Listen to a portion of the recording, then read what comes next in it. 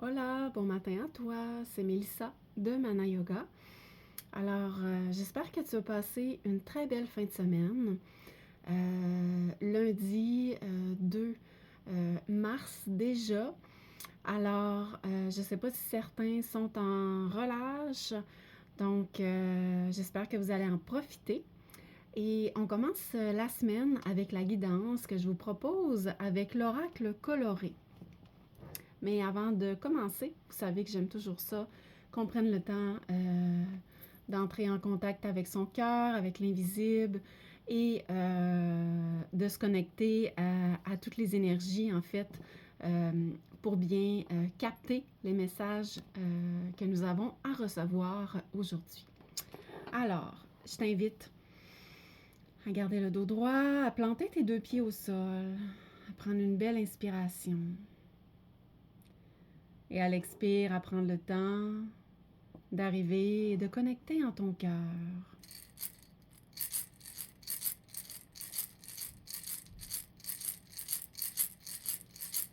À partir du cœur, je t'invite à laisser tout ce qu'il y a à laisser aller dans l'instant présent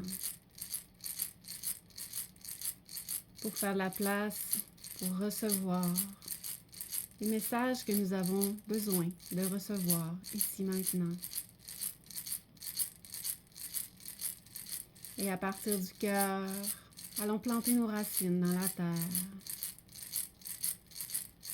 pour doucement revenir au cœur et laisser l'énergie remonter jusqu'à la sphère céleste, venir connecter avec tout l'univers et redescendre doucement au cœur.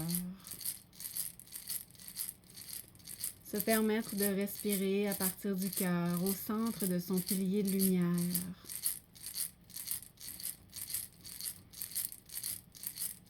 Je me connecte à mon cœur également, au tien. Nous sommes maintenant prêts pour la guidance. Alors aujourd'hui, l'oracle coloré. Oui, mon oracle que j'adore. Ça fait un petit bout de temps. On dirait que je ne l'ai pas utilisé. Donc, c'est l'oracle qui avait besoin de se présenter ici pour nous aujourd'hui, ce matin. Alors, on brasse. Donc, on y va toujours dans un tirage intuitif. Et on demande s'il y a un message à nous être transmis aujourd'hui, ici, maintenant. Est-ce qu'il y a une carte qui veut se présenter à nous pour nous livrer un message ici? J'en ai une qui amenait une petite résistance à l'ensemble du paquet qui voulait continuer à brasser, mais wow! Violet améthyste. C'est la carte, c'est une carte en fait du chakra numéro 7, Sahasrara.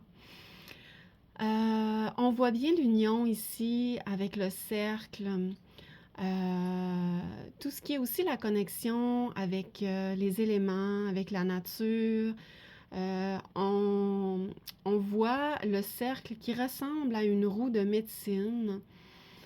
Et je vois aussi toute la connexion ici avec le niveau énergétique, avec le monde d'en haut, avec son intuition.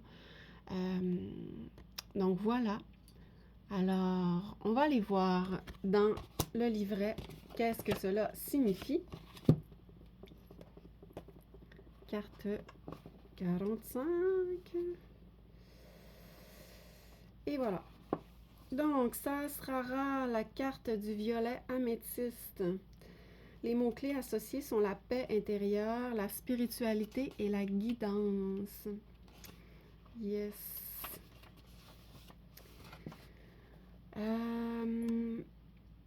Le message de message. Le violet améthyste n'est ni violent ni triste. De l'autre côté du spectre des émotions, sa précieuse énergie vous apporte une douce et profonde paix intérieure. Sur votre route spirituelle, vous ne pouvez rêver meilleur compagnon. Ces profondes vibrations vous apportent l'équilibre, l'harmonie, la sérénité pour ne pas vous égarer sur les sentiers mystiques du fanatisme. Alors oui, on est connecté avec toute la sphère de la spiritualité, avec toute la guidance, toute l'intuition, tout ce qui est le domaine du subtil, mais on nous rappelle de rester dans des vibrations positives pour ne pas s'égarer. Si vous ressentez que vous êtes dans une impasse ou si vous êtes perdu, faites appel à cette couleur pour retrouver le nord. Oui, avec les points cardinaux de la roue de médecine. Donc, retrouvez le nord, tel l'étoile du berger, le violet améthyste vous guide sur la voie de la vérité. N'abandonnez pas, il y a toujours une lumière au bout du tunnel. Puissant et lumineux, le violet améthyste vous aide à rester fidèle à votre objectif, à vos idées, à vos principes et à votre raison d'être. Alors, les forces sont l'ouverture spirituelle, l'intuition et le centrage. Revenir à soi, sa raison d'être. Les mantras, je recherche la vérité suprême et la façon la plus apaisante de vivre ma vie. La vérité suprême, sa propre vérité.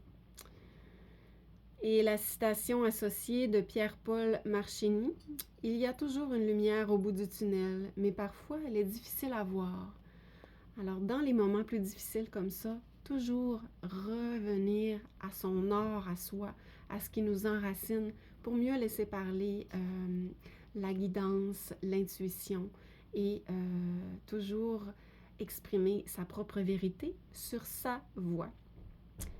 Les pierres en lithothérapie sont l'améthyste, l'opale violette, et la pierre de lune. Donc voilà. Alors, j'espère que cette carte va vous avoir aidé à prendre peut-être conscience de certaines petites choses afin de mieux vous laisser guider par votre intuition et toujours rester dans des vibrations positives et retrouver son or pour toujours marcher sur son chemin. Alors voilà, je te dis namasté.